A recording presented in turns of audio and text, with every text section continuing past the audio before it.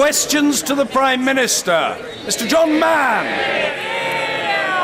Shall we begin, Mr Speaker, with question 1?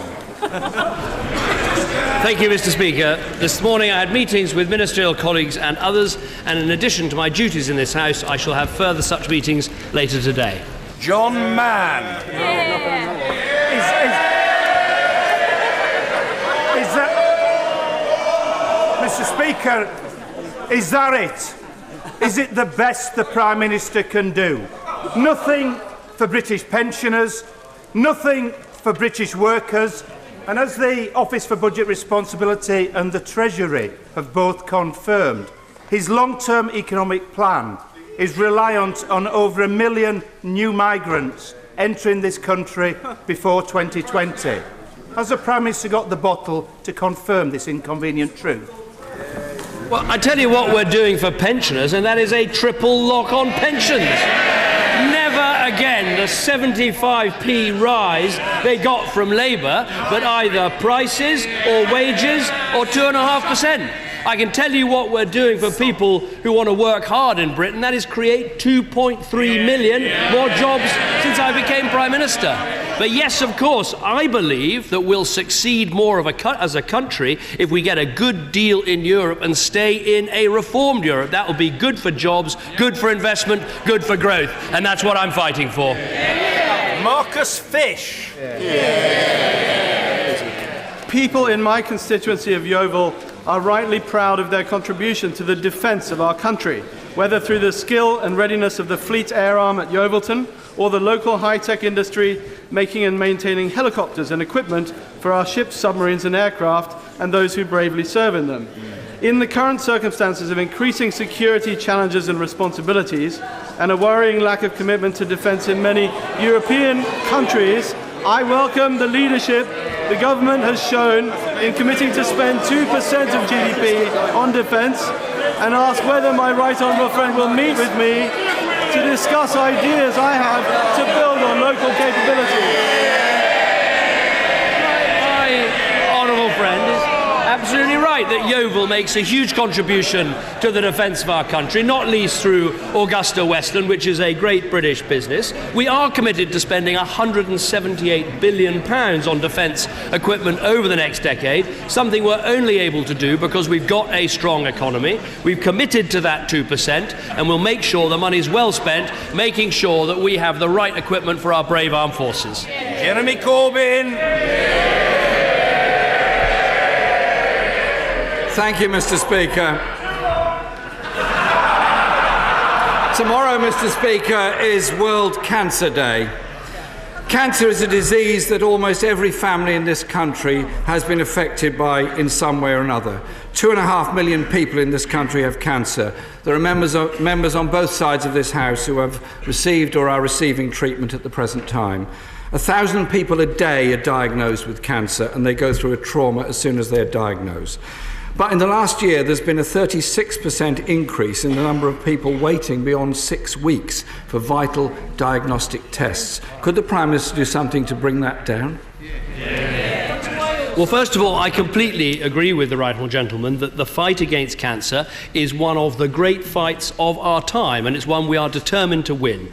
Now, when we look at how we treat cancer in our country, we're putting an extra £19 billion into our NHS, and specifically, while he's absolutely right, everyone in this House and every family in this country will know someone who's been affected by cancer, we are treating more patients. And let me give him the figures. Compared with 2010, over 645,000 more patients with suspected cancers have been seen. That is an increase of 71%, and almost 40,000 more patients have been treated for cancer. That is an increase of 17%. We've got more doctors, more nurses, more cancer specialists, but the fight against cancer is something we need to continue with. Jeremy Corbyn. Mr. Speaker, early diagnosis is absolutely essential in dealing with cancer. I think on that we all know. We know from personal experience on this. The government's independent task force into cancer reported last year, and I quote, "We currently have a serious shortage of radiologists in England. We need more of them." So could the Prime Minister explain why we're cutting by 5% the number of training places available for therapeutic radiographers? we need more radiologists, and we're getting them because we're putting more money into the NHS. But where he's absolutely right is that waiting times, a minute ago the Honourable Lady was shouting about waiting times, and I'm going to answer the question on waiting times because there are three key targets on waiting times. First, that people should be seen by a specialist within 2 weeks of an urgent GP referral, and that we're meant to meet on 93% of occasions. We're currently meeting on 94.7. We need to make sure the first treatment comes within 31 days of diagnosis. That is extremely important. There's a 96% standard, and that we're meeting by 97.7%. But I accept when it comes to the first treatment within 62 days, the standard's 85%, we're at 83.5%, so we need to improve our performance. Now, when it comes to training, we're increasing training places in our NHS. We discussed nurses last week, where we're actually opening up nurse training by making sure we train an extra 10,000 nurses. But the crucial point here is the money is there in our NHS because we've got a strong economy. 19 billion more, money that would never be there if we followed his crazy economic plans. Jeremy Corbyn! Mr. Speaker, my specific question was on therapeutic radiographers. The Prime Minister did not answer that. Without an improvement in the numbers available, there will be a problem over treatment. That must be very obvious to absolutely everybody. The Cancer Task Force also asked, and I quote, for a radical upgrade in prevention and public health. Programmes like stopping smoking and anti-obesity are absolutely essential to stop the spread of cancer and indeed to help people to live better lives so they don't develop cancer at all. But if we cut, as he's proposing, £200 million from the public health budget, surely that is going to lead to an increase in cancer with all the trauma that goes with that and indeed the greater cost for the rest of the community. Could he explain why he's making this cut?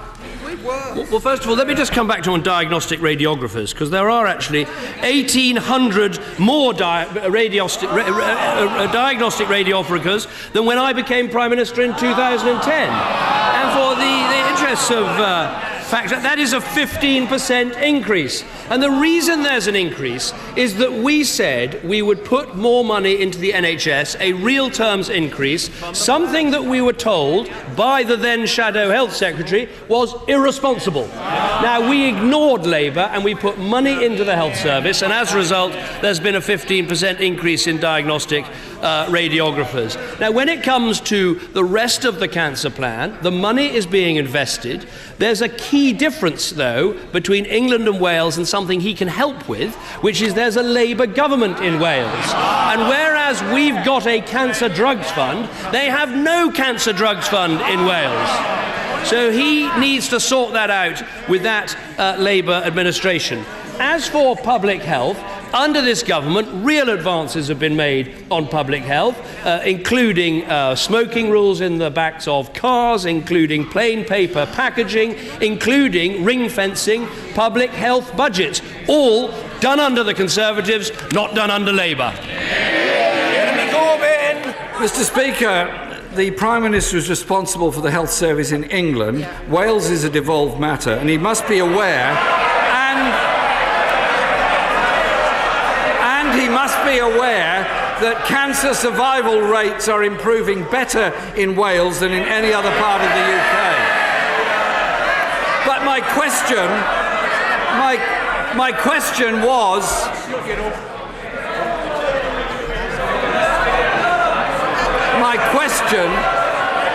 my question, Mr. Speaker, was about the cut in public health budgets and the effect that has on cancer care.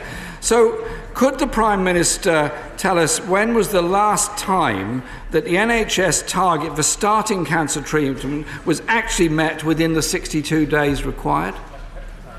Well, as I've said to him, of the three big targets, we're meeting the specialist within 2 weeks target, we're meeting the first treatment within 31 days of diagnosis treatment, we're currently falling short of the 62 days target, something which I actually said in the answer to question 2, but he hasn't got round to it till question 5. I think the cogs need to turn a little bit faster.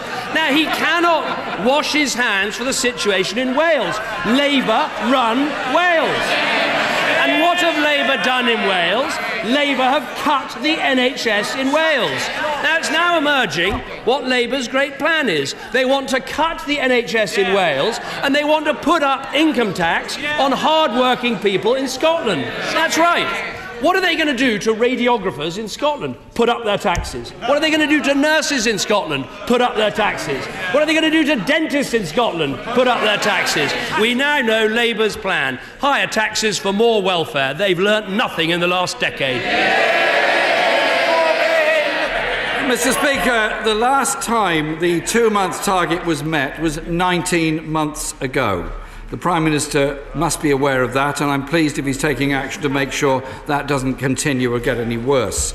I want to turn to another issue that affects cancer patients, and that is the recently deleted provisions in the Welfare Reform and Work Bill that would have taken £30 per week from ESA claimants in the work-related activity group. Martin contacted me this week, who says, OK, it's very funny for many members opposite. It's not funny for Martin. Martin has a close friend who has breast cancer and, I quote, is obviously too unwell to work, and cuts will put her into hardship at a time when she's most vulnerable. There are 3,200 people with cancer hit by this cut to the ESA.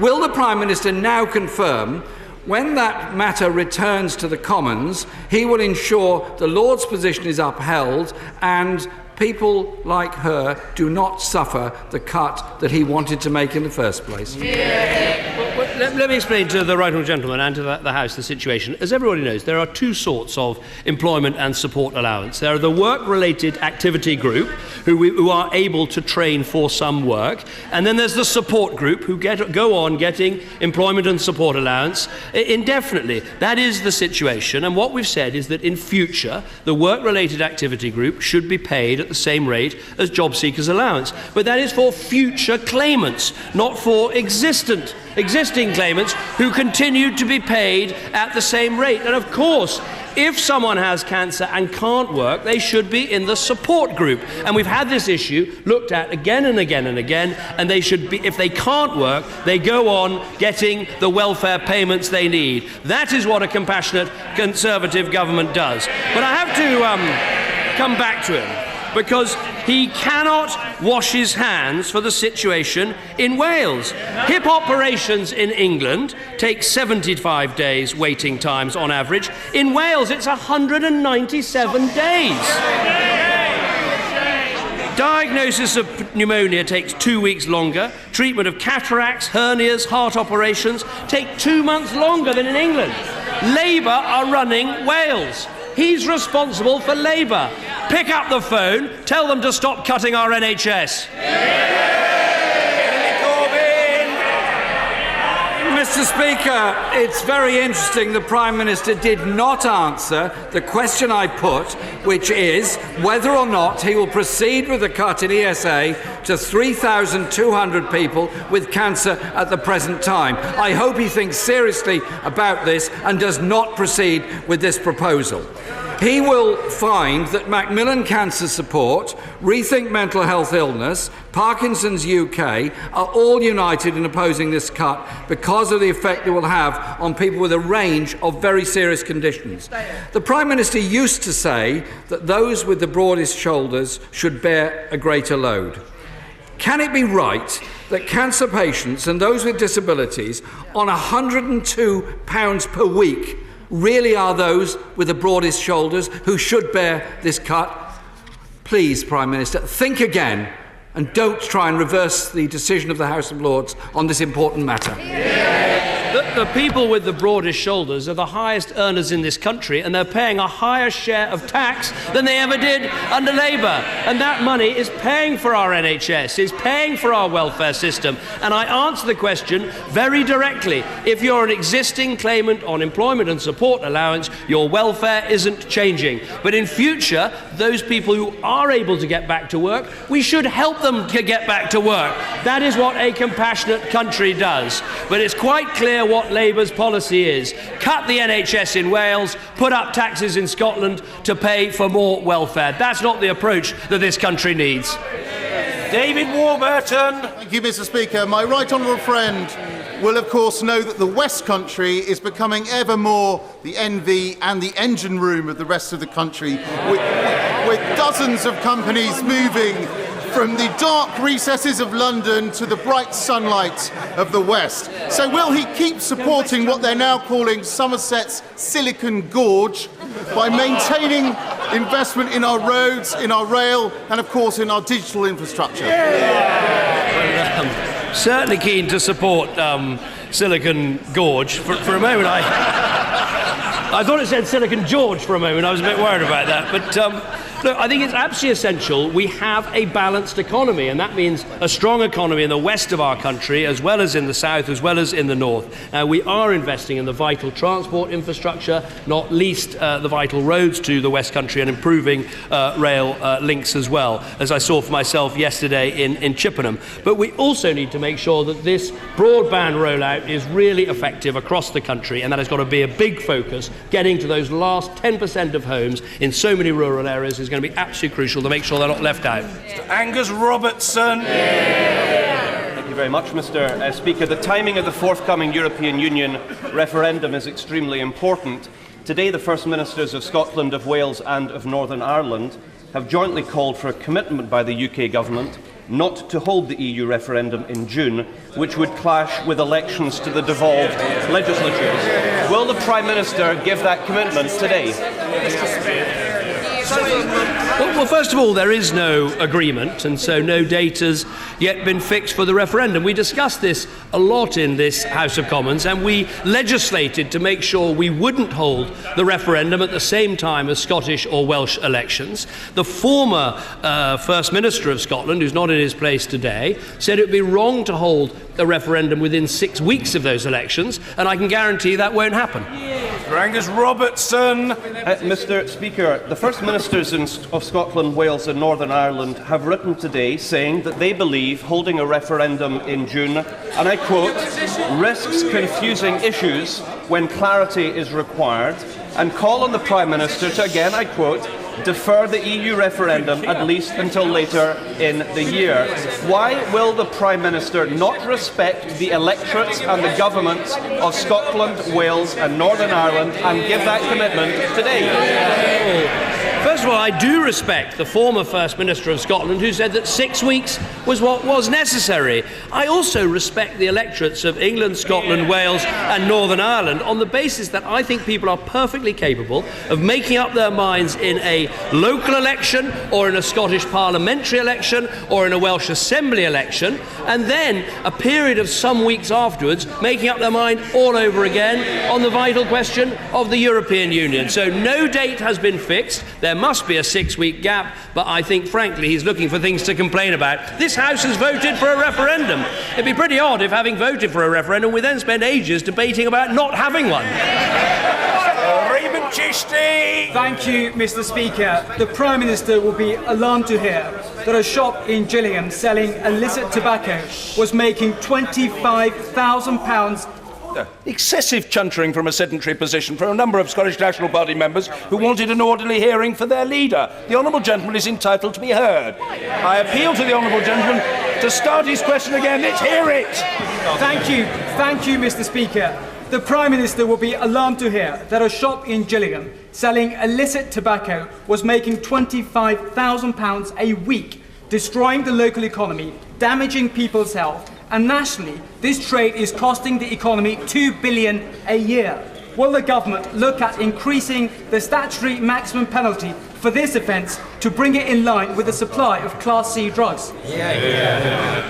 Well, I'll certainly look at the issue my honourable friend raises. As far as I can see, HMRC, working very closely with Border Force, has been highly effective at reducing this tax gap of people selling illegal tobacco and have closed off about 1.3 billion of tax gap since the year 2000. They do have a wide range of sanctions to deal with illicit sales, including seizure, penalties and criminal prosecutions. They prosecuted almost 800 different people, I think, in the last 2 years. So I think the powers are there, but I'll have a check and see if more is needed. Anne McLaughlin.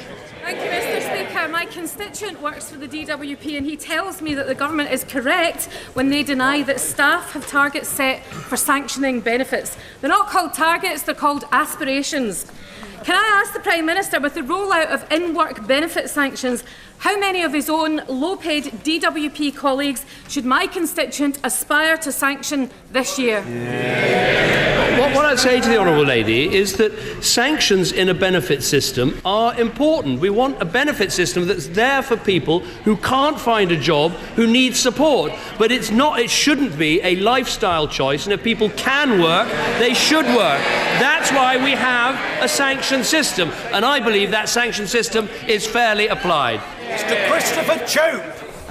Mr. Speaker, may I share my right honourable friend's disappointment that despite all his hard work, the European Union is forcing him to abandon our manifesto pledge to change the benefit system for migrants.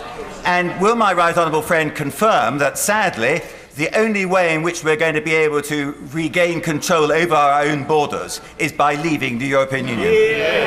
Well, I have great respect for my right honourable friend, but we don't agree on this one. We said in our manifesto that anyone coming to Britain from the EU searching for work should not get unemployment benefit, and we've fulfilled that promise. We've said if within 6 months they don't have a job, they should go home. We've fulfilled that promise. We said that people should not be able to come here and send British child benefit back to their families, and we have secured that they will only get child benefit at a local rate. And we said no more something for nothing. The idea that you could come here, claim immediately from our in-work benefit system without paying in was not right. And I said we would secure a 4-year gap, and we have. People said it would be impossible, but that is what we put in place. Now, it is a negotiation, but these are good proposals that I think will have the backing of the British people, because they mean no more something for nothing, and that's a vital value for Britain. Ruth Smith. Thank you, Mr. Speaker. Over 2,500 people are directly employed by the ceramics industry in Stoke-on-Trent North and Kidsgrove. These and tens of thousands of British manufacturing jobs are at risk if China is granted market economy status. It's my first question.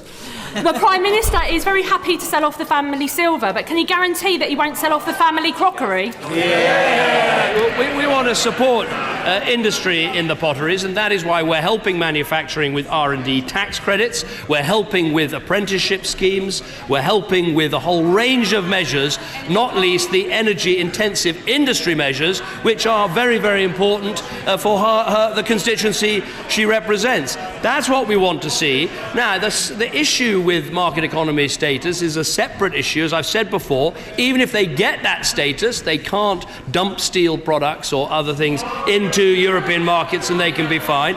And what we should be doing is making sure we're driving open markets for us to sell to China. They are the ones with the massive growth in the middle class taking place, of hundreds of millions of people joining that, and there are many great products made in Stoke that should be sold in China. Andrew Turner. Sir, the Isle of Wight Council can balance the books this year, but fear they will be unable to do so next year. Would my right honourable friend confirm the government's willingness to work with them over the coming months to help them to access existing sources of finance or find new ways to address the island's unique circumstances? Well, we're very happy to work with the authorities on the Isle of Wight. I think I'm right in saying that when it comes to spending power, actually the spending power is increasing slightly in the next year. But what we are doing with this settlement for local government is, because overall it's a relatively flat cash settlement over the 5-year period, we're allowing councils to use their reserves and also to sell unwanted property and use that money directly to provide services to bridge over the period of the next 5 years. So very happy to look at the circumstances of the Isle of Wight, but I believe this is a fair settlement. Stella Creasy. Thank you, Mr. Speaker. The Prime Minister has told us today that more money is going into the NHS. Let me tell him that my local hospital trust is spending £1.5 million a week on interest payments alone to Innisfree for its PFI deal. Now, wait for it.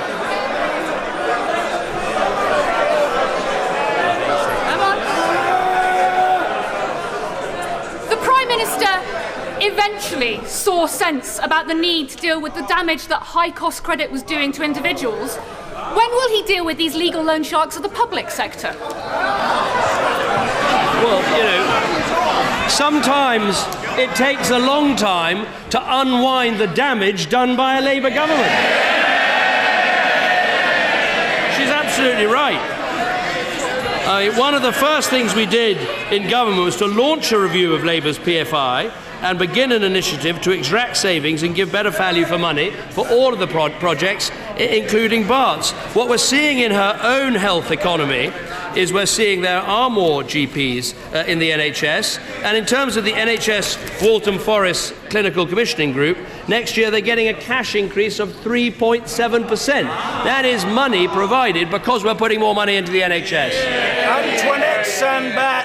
Mr. Speaker, a lone parent in my constituency has described her experience of the child maintenance group as appalling, with a lack of communication, being passed from pillar to post, a failure to act on evidence and not progressing with enforcement. Will the Prime Minister arrange for the Secretary of State to meet with my constituents to discuss the particular issues around the enforcement of child maintenance when non-resident parents are gaming the system and depriving children of the support they're entitled to? I'm very happy to help arrange that meeting, and I know my honourable friend speaks, as many of us find in our own constituency surgeries, particularly about the behaviour of the non-resident parent and how they give everyone the runaround and don't fulfil their duties by helping to pay for the children that they are responsible for. As she knows, we introduced a new statutory child maintenance service for parents who are unable to make a family-based arrangement. It should be bringing speedier processing of applications, simpler calculations and faster enforcement action, but I'll make sure she has the meeting that she needs to straighten out this case. Tom Elliott. Mr. Speaker, I'm wondering if the Prime Minister can comment on recent events in Northern Ireland regarding the investigations into Steakknife, the alleged informer, and will he ensure that there are equal investigations into the likes of the Enniskillen bomb, the T-Ban bomb, and other major atrocities by terrorist organisations? Well, I will look carefully at what he says. We have to make sure that we look at all of these things in a fair and reasonable way, and perhaps I can write to him about the issue. Julian Knight. Thank you, Mr. Speaker. £38 billion a year is currently spent on pensions tax relief, with 3/4 of that going to higher rate taxpayers who need it the least. Would the Prime Minister agree with me that it would be a huge boost to social justice in this country if pensions tax relief was reformed to a single flat rate, which would benefit millions of hard-working Britons? Well, I know my honourable friend speaks on this issue with considerable expertise because of the career he had before coming to this House. So he brings a lot of knowledge about this sector. Look, he's right that there are great costs related to pension tax relief. That's why the Chancellor published a consultation last summer to see whether the system should be reformed. But as the saying goes, taxes are a matter for the Chancellor and his budget. Margaret Greenwood. Mr. Speaker, I welcome the government's announcement of further support for child refugees last week, as far as it goes. A 9-year-old girl who lives in my constituency has recently asked me what we're doing to help refugee children. Of course, what a child refugee needs most is a home. When are we going to offer a home to 3,000 unaccompanied refugee children in Europe?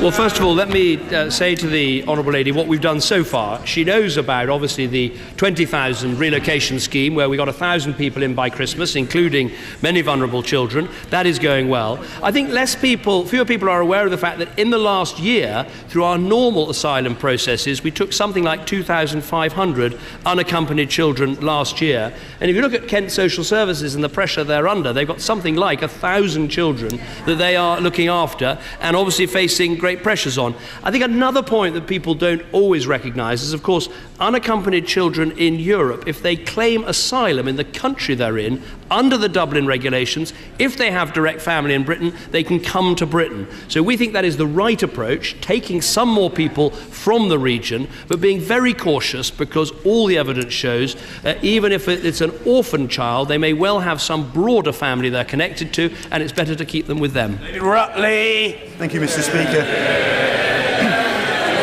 Given Given the security threats faced by this country, whose policies are most dangerous? Those in Scotland who want to scrap our nuclear deterrent completely, or those on the party opposite who want to keep Trident submarines without nuclear missiles? Well, it is hard to choose from the wrong or the bizarre. You can take your pick. Labour's latest plan is to use Trident submarines to transport military personnel around the world.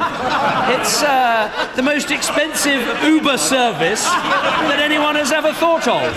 You really do wonder, what on earth will they think of next? Martin Doherty! Prime Minister may be aware of the case of my constituent Lisa Brown, whose family were notified by Spanish police authorities on the 10th of November 2015 as a missing person, though could have been missing since the 6th of November. Lisa's mother, Catherine, her sister Helen and brother Craig have visited Spain several times since and have met both with Spanish authorities and with UK councillor staff. While the Spanish authorities state they are actively working on this case, there have been various pieces of misinformation in the Spanish media which we know not to have been helpful. Can I call upon the Prime Minister to seek assurances on behalf of Lisa's family from the Spanish authorities here in London and in Madrid, as well as the Foreign and Commonwealth Office, that everything possible is being done to ensure that Lisa's family can get the answers they so desperately need? I will certainly look into this case and make sure, after the Honourable Gentleman has raised it so clearly, that the Europe Minister meets with him to try and make sure everything is done for Lisa's family that's possible. Spencer? Thank you, Mr. Speaker. Further to the question from the Honourable Lady from Walthamstow, my Shield Forest Hospital Trust is also wrestling with a disastrous PFI signed under the Labour government. Luckily, there's light at the end of the tunnel as Nottingham Derby Trust look to take over Shield Forest Hospitals. But can the Prime Minister assist them in any way in solving this enormous mess left by the previous Labour government? They are extremely difficult to solve, these PFI contracts, because of course they were entered into and signed. My understanding is that Monitor and the Care Quality Commission are absolutely clear that Sherwood needs a long-term partnership, and I understand, as he says, the Trust plans to announce its preferred partner in mid-February, and that hopefully will help it to support the services that we need, but I'll look carefully and make sure the Health Secretary looks carefully at the suggestion he makes. When Bradshaw? Mr. Speaker, following the shocking official report into the murder here in London of Alexander Litvinenko, when will he and his Chancellor take some meaningful action to tackle the dirty Russian money and property here in London that helps sustain the Putin regime? Well, first of all, the report was shocking, although, as the Home Secretary said at the time, this confirmed what the previous Labour government understood to have happened. But nonetheless, when you read the report all over again, it is deeply shocking what happened, and that is why we've taken action in terms of asset freezes and the other measures described by the Home Secretary. In terms of the problem of so-called hot money coming into London, I made a speech recently explaining that we are doing more than other countries in terms of transparency, in terms of beneficial ownership, who owns what in terms of companies, and we're also going to do the same in terms of property. And I think that is one of the best ways, not just to make sure we don't have illegal Russian money, but make sure that corrupt money stolen from African taxpayers and other continents doesn't end up in London. Johnny Mercer. Thank you. When I first came to this House, I spoke of that great stain upon this nation when it comes to our care of our armed forces veterans and doing our duty in this House by those who have done our bidding. Here's a sentence from an email on the weekend. I've not had any letter nor any warning. I was told after our Swede that was it and not to think about it anymore, but now I dread the post every day. The Prime Minister has already intervened to tighten up the historical allegations process, and for that I thank him. But will my right honourable friend pledge to look even more closely at the support we are giving, so that what we want to deliver and what is actually delivered are the same thing? Well, I'm very happy to look at that specifically. On Al-Swedi, I've been very clear about what went wrong and how unacceptable it was, and let me repeat again, we'll continue to provide our fullest support to those going through investigations, including providing legal advice, and also we will crack down on any legal firm that we found has abused the system. Now, we do, because we have got the military covenant now written into law, and a covenant group that meets under the excellent chairmanship of my right honourable friend, the member for West Dorset, we have an opportunity not just to raise but to try and properly tackle these issues in a systematic way. Stephen Kinner. Mr. Speaker, the dumping of Chinese steel is crippling the British steel industry. The granting of market economy status to China would dramatically reduce scope for taking anti-dumping measures. Why then is the Prime Minister supporting market economy status for China? Is it because he puts cozying up to Beijing ahead of protecting British industry? No, I put helping British industry first. That is why we've cut taxes for British industry. We're cutting the energy bills for British industry. We're helping with apprenticeships. We're busting open markets abroad so the British industries can succeed. And crucially for the steel industry, we're investing in our infrastructure and trying to make sure there's a real forward order book for British steel. But I think the honourable gentleman is wrong. We should take these two issues separately. If there is illegal dumping, then we will support action in the European Union. And that can be done in spite of the status that a country has. We've actually put those sorts of burdens on America before today. So I don't think it's right to connect the two issues in the way he does. Finally, Mary Robinson. Mental health issues take many forms, and services for those suffering from eating disorders are often overlooked. And yet they cause intolerable distress and suffering. As health devolution in Manchester gathers pace, does the Prime Minister agree with me that it is an important opportunity to secure better mental health service provision, particularly for children and young adults in Cheadle? I think my honourable friend is absolutely right. I don't see any reason why the devolution of resources to Greater Manchester under this landmark deal will disadvantage mental health. I think, if anything, it will probably lead to even greater priority being given to mental health as people can see the connections between mental health and holding back opportunity for so many people. We are investing more in terms of children's mental health and giving a greater focus particularly to eating disorders, where we do see, tragically, a real growth in this problem. So the money is there and the devolution should help. Order.